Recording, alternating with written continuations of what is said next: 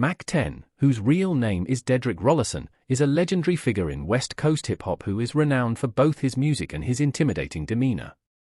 Resilience, street cred, and a string of infamous industry disputes that solidified his reputation as someone not to be crossed characterize his path from the streets of Englewood to the pinnacles of rap fame. Mack 10 grew up in the heart of Englewood, a community that is known for its West Coast hip-hop culture.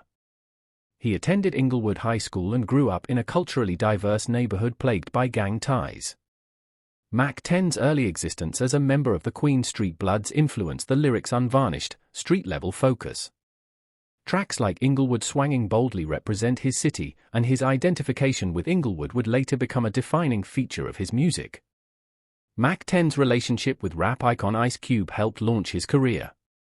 He made his debut on Ice Cube's 1994 Bootlegs and B-Sides, contributing a standout verse to the What Can I Do remix. This was Mack 10's first appearance in the industry. In 1995, he released Mack 10, his self-titled debut album, on Priority Records.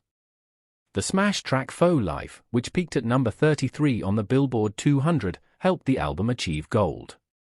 In 1997, Mack 10 further solidified his reputation with the publication of his second album, based on a true story. It was certified gold after making its debut at number 14 on the Billboard 200 and number 5 on the top R&B hip-hop albums. Backyard Boogie, the lead single, reached number 23 on the Billboard Hot R&B hip-hop songs chart. Another song, Only in California, which featured Snoop Dogg and Ice Cube, demonstrated Mack 10's capacity to compete with icons. In 1996, Mack 10 formed the supergroup Westside Connection with Ice Cube and WC, which helped his own career take off. They released Bow Down, a platinum-selling album with the iconic title track. Although internal strife ultimately resulted in the group's demise, they reappeared in 2003 with Terrorist Threats, which had a significant influence as well. Afterwards, Ice Cube blamed his argument with Mack 10 on a violation that can't be ignored. The Recipe, Mack 10's third album, reached number 15 on the Billboard 200 and went gold. He kept putting out music, such as Birdman, Rick Ross, and Lil Wayne's collaboration on Soft White. Mack 10 shown his business savvy as the proprietor of Hoo-Bangin Records by signing singers.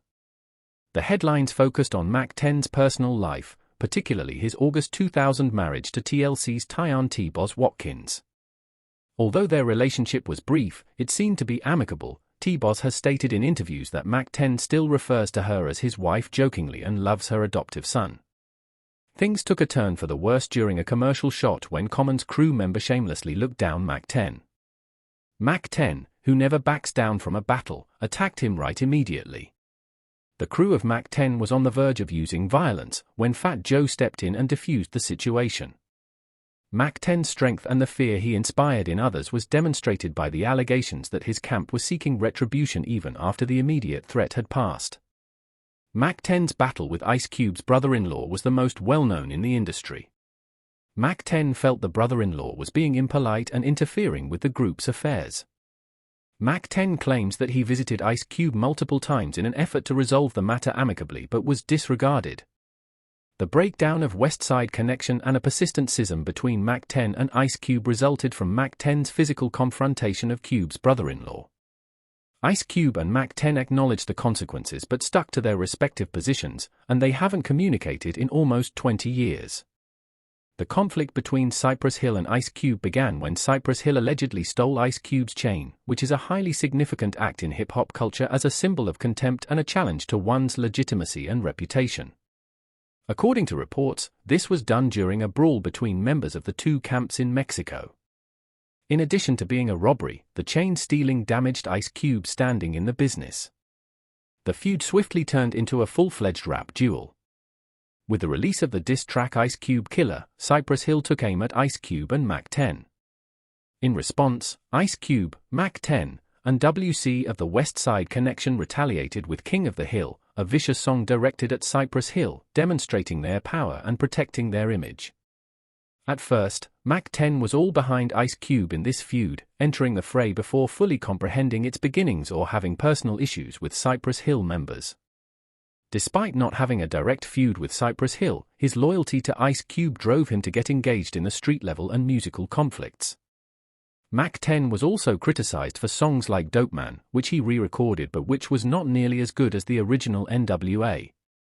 Despite this, his enduring popularity is evident, as admirers value his longevity and genuineness.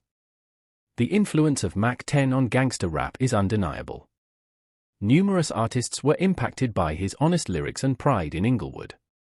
His tracks, such as Faux Life and Westside Connection's anthems, continue to serve as a soundtrack for lovers of West Coast hip-hop. His tale is one of skill, perseverance, and keeping loyal to the neighborhoods of Englewood.